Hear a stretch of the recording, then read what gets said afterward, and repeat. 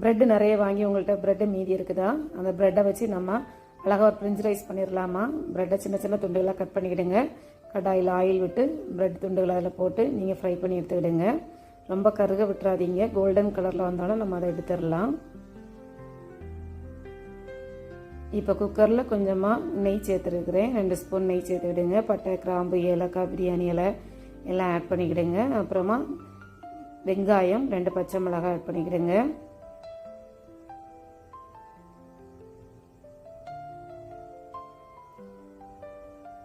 வெங்காயம் கொஞ்சமாக சிவந்ததும் ஒரு தக்காளி ஆட் பண்ணிக்கிடுங்க. பாருங்கள், தக்காளியும் நல்லா வதங்கின உடனே கொஞ்சமாக ஒரு கேரட்டு, ஒரு 5-6 பீன்ஸு இப்படி பொடியாக கட் பண்ணி அதையும் ஆட் பண்ணிக்கிடுங்க. இஞ்சி பூண்டு பேஸ்ட்டு நல்லா வதக்கி விட்டுடுங்க. இப்போ புதினா இலை, ஒரு கைப்பிடி அளவு புதினா இலை ஆட் பண்ணியிருக்கிறேன்.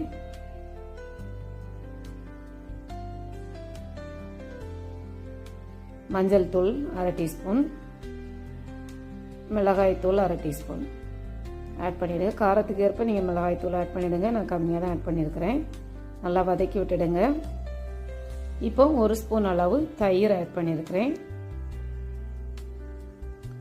அதையும் மிக்ஸ் பண்ணிக்கிடுங்க.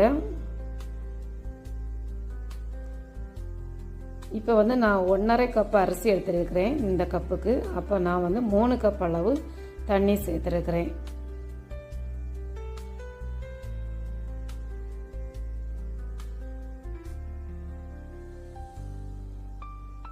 தேவையான அளவு உப்பு ஆட் பண்ணிடலாம்.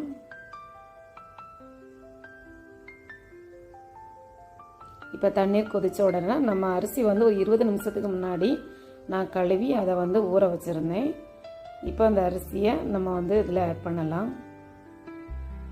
அரிசியை ஆட் பண்ணி நல்லா மிக்ஸ் பண்ணி விட்டுடுங்க.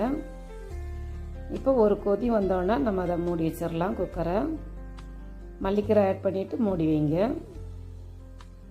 இப்போ ஒரு விசில் மீடியம் ஃப்ளேமில் வச்சு ஒரு விசில் வந்த உடனே நம்ம அதை நல்லா அந்த கேஸ் எல்லாம் போன உடனே நம்ம அதை ஓப்பன் பண்ணலாம்.